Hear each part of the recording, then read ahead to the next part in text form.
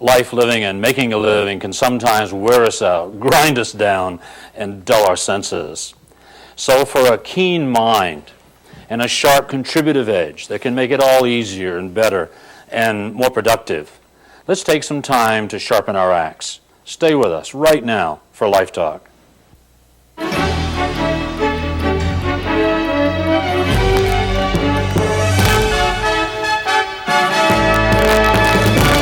Excuse me just a moment. It looks like someone just joined us. We have a viewing audience that has either surfed to or purposely selected Life Talk, a series of verbal essays about life living, making a living.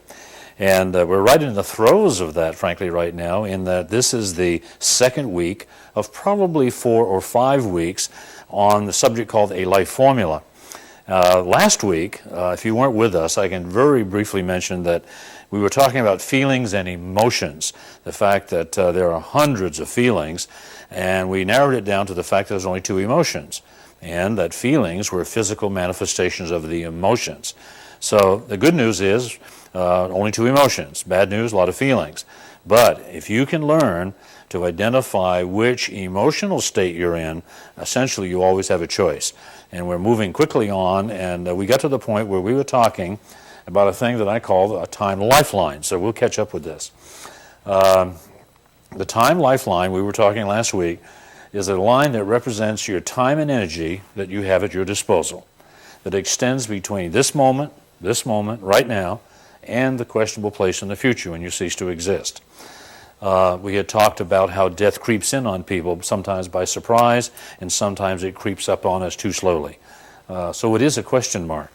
However, if you're going to travel along that time lifeline, or if it's going to pass through you, however you perceive that, you should establish some priorities. And we were covering the fact that the most precious possession that we have while we're here on the planet is our minds. The mind. The incredible gift, whether it be by God or nature or whatever, it's the ultimate gift. There is nothing like it. It's who we've been, who we are, and who we have a chance of becoming, the mind. The second thing would be life itself, the time and the energy that we have at our disposal. The reason we put mind first is because this is our cognitive capacity. Usually if the mind goes dead, they're going to pull a plug. The third thing we had mentioned was this moment right now as the third most important thing. What a tragedy that we spend so little time there. Most minds, particularly in the Western cultures, have been conditioned to spend most of its time in the past or the future. And that creates an awful lot of unnecessary stress. The moment now, we've talked a lot about that. As a matter of fact, if you get a notebook and review this, you'll find it says a moment right here. A moment. If, having thought a lot about it, a moment is a now, and it's kind of like the wave of a hand. Somewhere between 1/10 of a second and 1.5 seconds is a moment in time.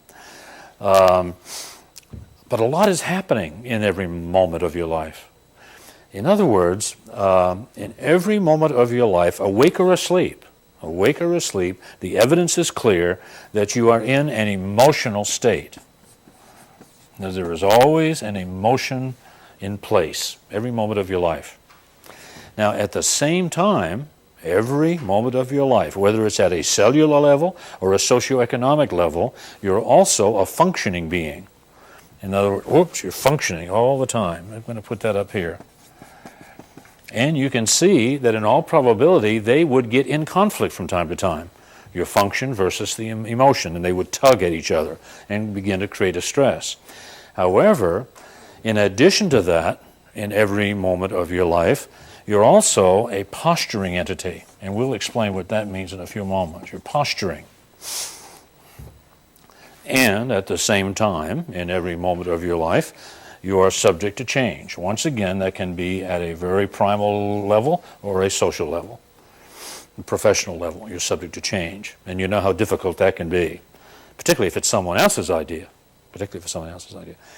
Also, you're always in a primal state, Primal. Now, I'd call that a mess. You're talking about the potential here for stress. okay? And this is going on every moment of your life. Well, how in the world do we endure that? It's called adaptation. It's the way it's been, it's the way it is, the way it's going to be, unless we find a way to organize and clarify it. And in order to do that, what we did was to go in here and take out emotion, kind of erase it, and try to clear up that moment if we could. Now you can't get it all, perhaps, but get most of it. Pull it out and examine that emotion very carefully, and we find that it's dichotomous in nature. That you're either in a love mode or a fear mode every moment of your life. Never both at exactly the same time. As evidence, when we did the feelings list, you have a love-fear feeling. I mean, and the mind tends to do that back and forth. It's digital in nature. But love, fear. Okay? One way of looking at this, if, for example,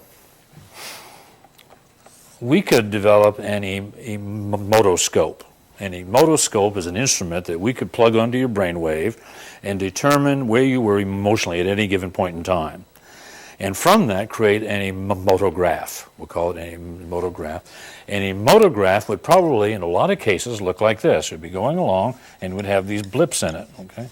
Kind of like this, all the time. Okay, and there was there to be sometimes when you really couldn't tell whether you're in a love or a fear mode. You were like in neutral. But then all of a sudden, a laughter of a baby could take you just take you right into a love mode. You know what that sound is like, I know.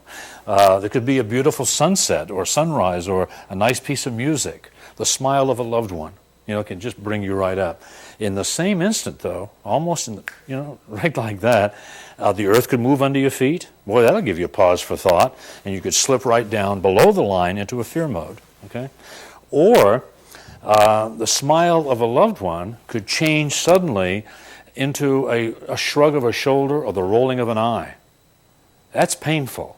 I don't know if you've ever had it happen to you or not, but you come up with an idea that's fulfilling and you're excited about it and someone goes, it could be the end of the idea.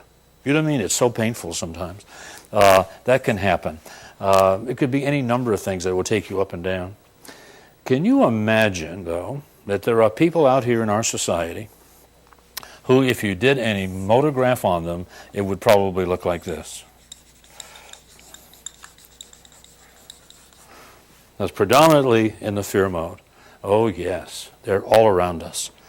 People anxious, concerned, fundamentally functioning out of fear. Sublimating the behavior, but still it's right there under the surface all the time. Now,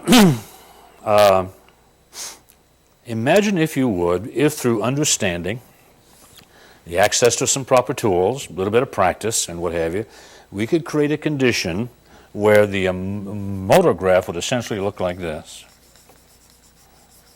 Doesn't mean that you'll never go into a fear mode, but you spend so little time there that no one will ever notice, okay? And sometimes not even yourself after a while. You can really be in a love mode. I have a number of people in my life, this is their emotograph. And a lot of it has come, according to them, gratefully so, from what I'm about to show you. In other words, the life formula. It's been designed to do that. And to get you above the line and to keep you there. And believe me, it makes a difference in who you are, how you feel, and how people respond to you in your life. It makes sense that it would, doesn't it? In order to do that, I expanded the moment, made a big one out of it. Just kind of blew it up so we could work with it. And kind of got it about this big. And this is part of that circumference. Whoops, I'm going to get rid of that. This is part of that circumference. Okay? And inside there, I took the time lifeline and segmented it into 5 factor lines. 1, 2, 3, 4, 5. Now you'll find this on the next page of your workbooks, if you have one. I separated those factor lines with this sign, an equal with a Z through it. Kind of looks like that. And I meant for that to mean a harmony of dichotomies. If you want to write that down and kind of commit it to memory, it makes it work. A harmony of dichotomies. Okay. Now, this material is universal. It doesn't matter what culture, ethnic background, age, or whatever. This is the human community. This is what's happening all the time. This harmony of dichotomies consists of the primary emotions, which we concluded was love and fear. And that's the beginning of a formula. Okay? Now, to expand on the formula, we went over here and took out, the next one would be function.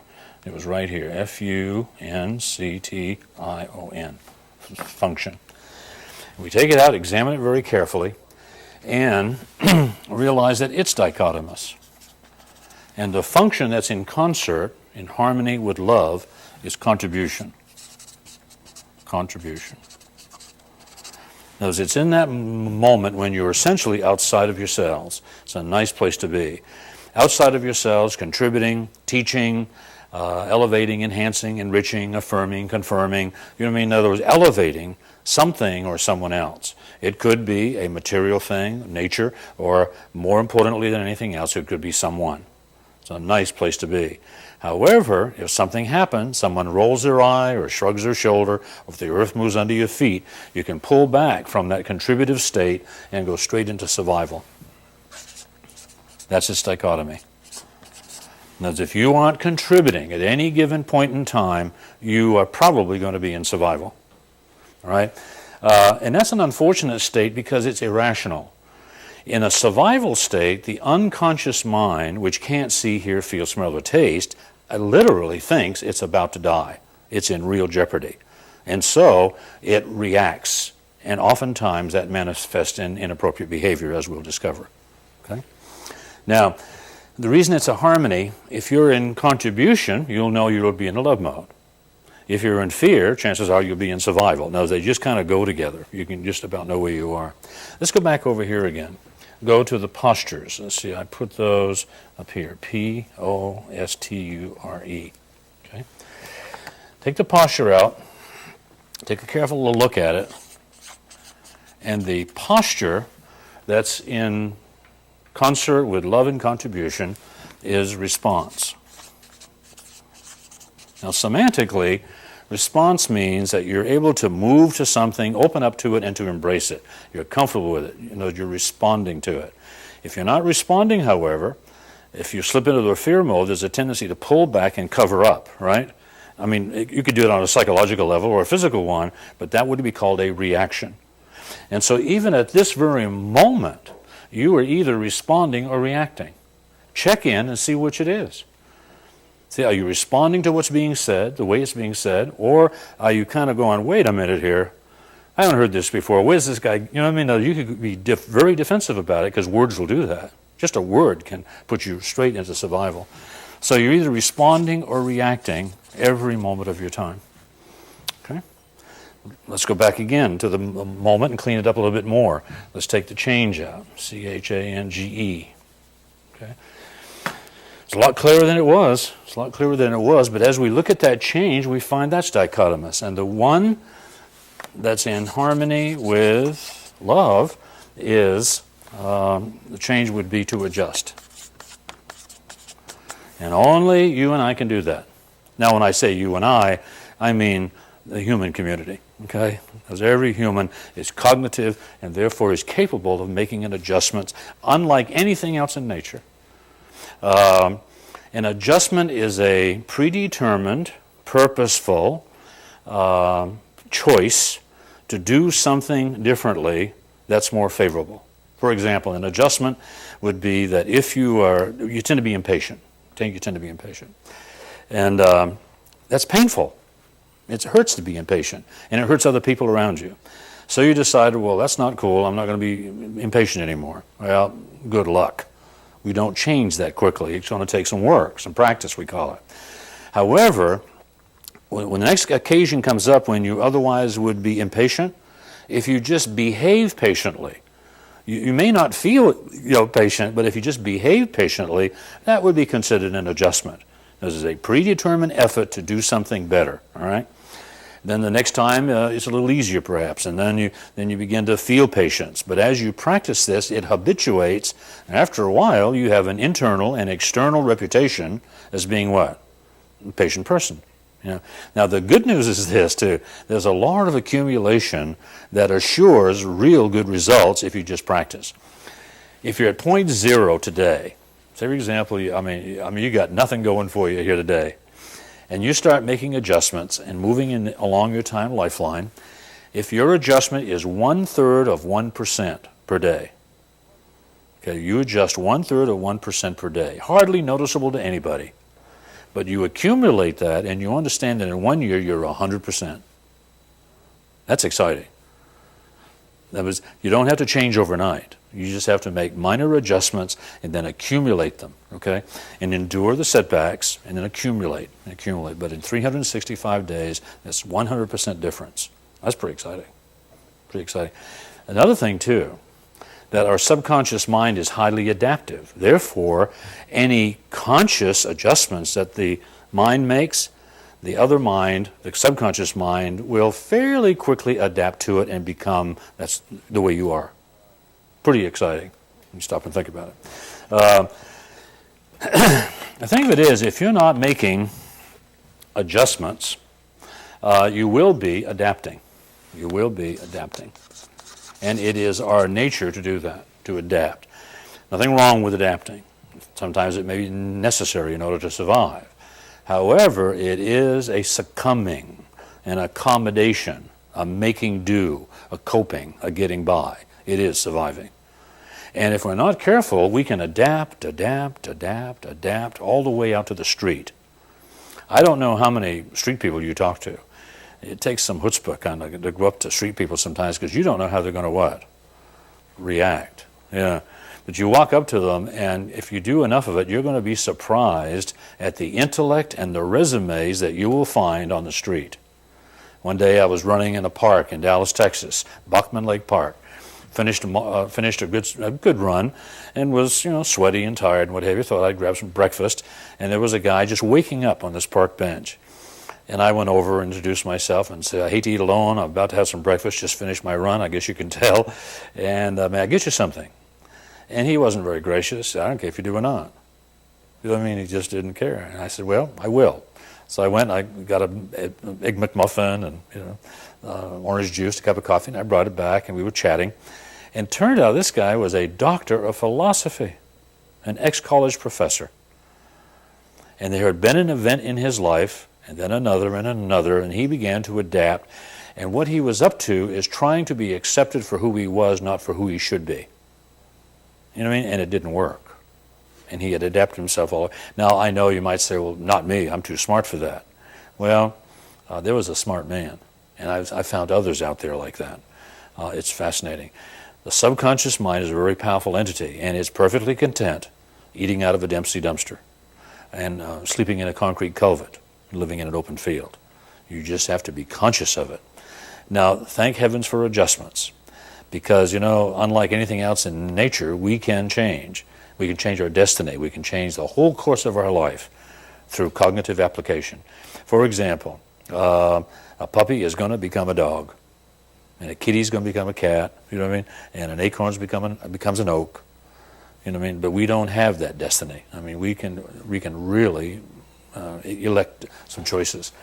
Now, so far so good. This whole thing is held together, if you would, by what I call a psychic glue kind of a thing. It's the primal states. The primal state.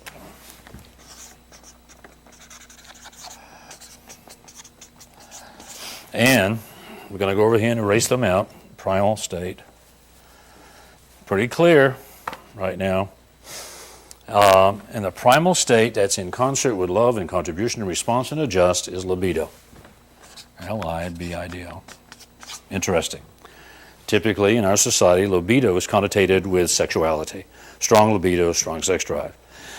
And this is only true since the Latins got a hold of it. Those Latin lovers, those rascals, they made this into a sexual thing, and the Grecian people who identified the state of being had a much different meaning.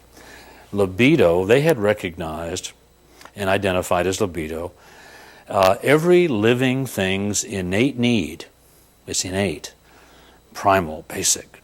It's an innate need to be. To be. You add intellect to that, and it's the need to have always been and to always be. In other words, for example, it goes all the way down through the kingdom, all the way down to a paramecium or an amoeba. That you isolate an amoeba under a microscope and you prod it, and what's it going to do? It's going to react. It's going to try to survive.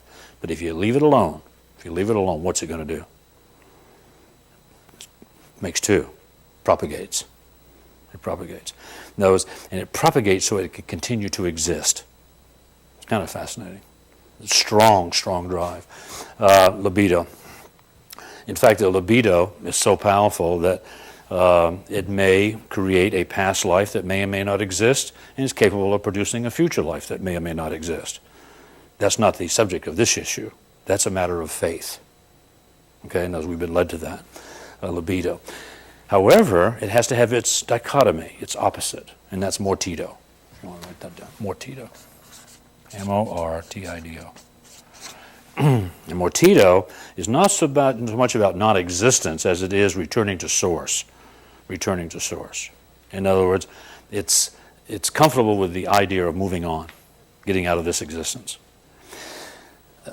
These are primal, and therefore very powerful.